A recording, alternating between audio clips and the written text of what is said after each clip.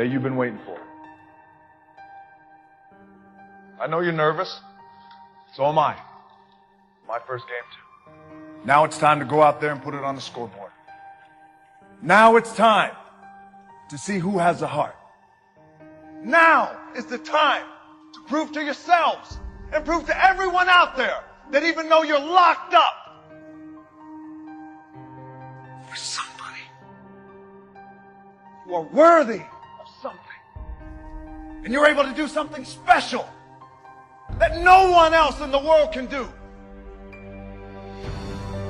Ready to go out there and take what's yours. Yeah! What you worked hard for. Yeah! But one thing that a lot of people don't know that I want to share with you guys is when I was 22 years old, I came to this city for the first time. I was playing in the Canadian Football League, playing my first pro football game. I was playing for the Calgary Stampeders. We were playing the BC Lions. I was so excited. 2 days later, I got cut. The dream shattered, sent home with $7 in my pocket. I was like, wait, no, I got to play in the NFL eventually. Those are my big goals. That's my dream. You realize that playing in the NFL was the best thing that never happened because it got me here. So my point is, look, you're going to get your ass kicked. We're going to get the shit kicked out of us. You got to get up. You got to have faith that the one thing you wanted to happen oftentimes is the best thing that never happened. So have faith. Just keep that in mind and keep plugging away.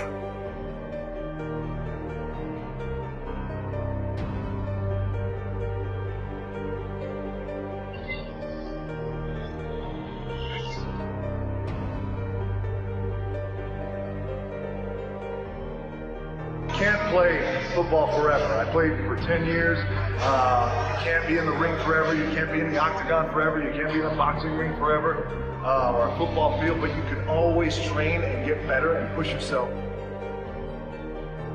Just bring it. That's it. Just bring it. I'd say that in my everyday life in terms of my challenges and things like that.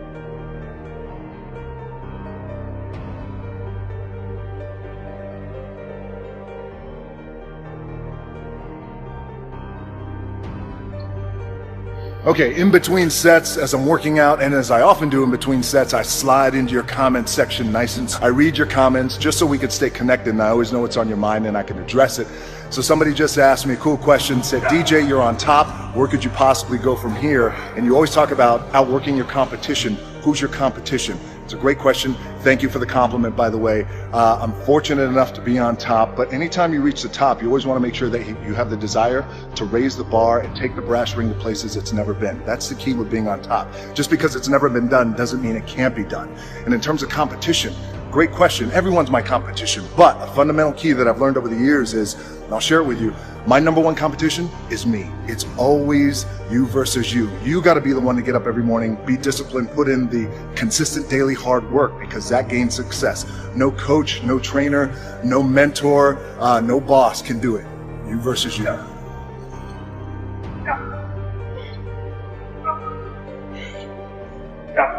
Double.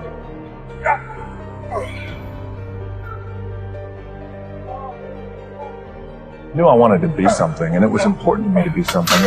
It was important to me that I didn't fail. But by the way, and if I did fail, at least what was also important was the lesson.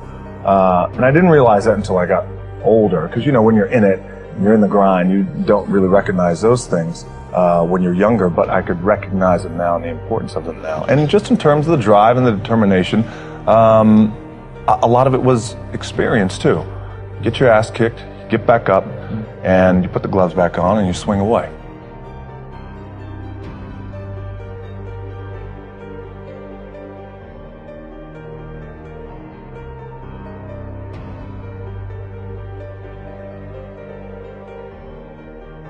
All right, Saturday afternoon, empty gym, the way we like it, tripping over here.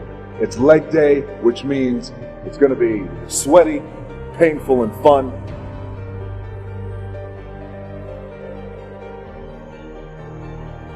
They say that nothing good happens in the 4 a.m. hour. Well, I can guarantee you this, it's 4:45 a.m., it's still dark outside. Look at that, the lights just went out, and I'm getting ready to kill this AM cardio. Train twice, I'll get my cardio in and breakfast, and then I'll go hit the weights. Clanging and banging, we call it.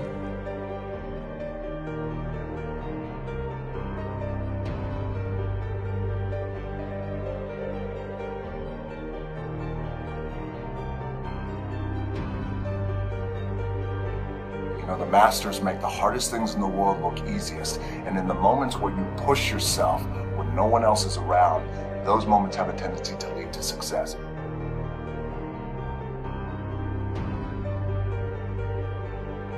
Oftentimes when I see kids and they have been labeled, oh, they're punk kids.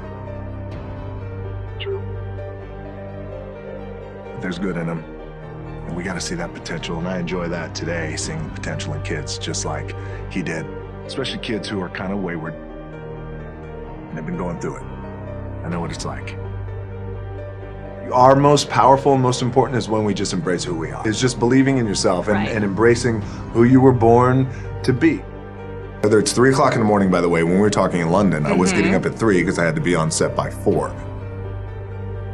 So whatever time my call time is, those and directors and our producers, whatever time my call time, so my call time is at 7, then you back your clock up 4 hours, and then that's when I get up and train twice. Just wrap that 4 a.m. cardio. There's no substitute for hard work. I get up super early. Generally, I have this thing where I like beating the sun up, not just in terms of before the sun comes up, I have to get up. How do I do it? It's just important to find balance, and I try and do things really that I really enjoy doing. And a lot of times, you know, it's like in life, right? Life brings like drama, and you got to deal with this person, and then you funk your relationship here, and all these things.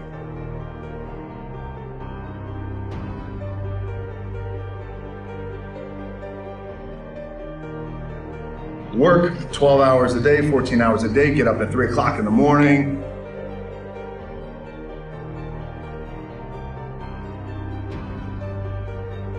I don't know if there's a golden rule. I can tell you this, that I believe anything is possible, right? I live in the world of possibility. And I also believe that we can accomplish anything with our 2 hands and just putting in the work with our 2 hands. And also, you hear this often, but it's really, really true. You got to find something. If you love what you do and be passionate about what you do and find something that you can be passionate, like, it really helps. You know, it gives you that motivation when you wake up in the morning.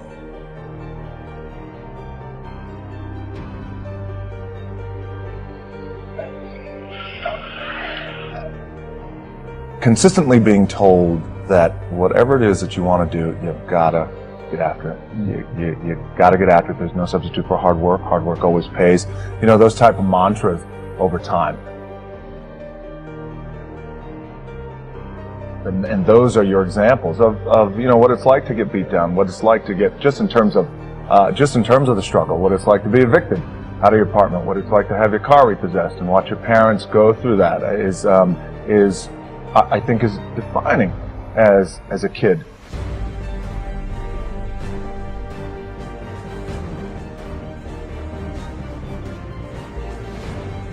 You know, I grew up, there was a period of time where I was making a lot of mistakes, David. I was getting arrested multiple times. By the time I was 16, I was arrested maybe 7 or 8 times. Fighting theft, doing a lot of things that I shouldn't have been doing. I was really lucky that I had a couple of people who, along with my parents, who saw the potential in me even when I didn't see the potential in me. And it wasn't until I got older, had a little bit of luck, a little bit of success, that I started to understand the value and the power of someone giving back.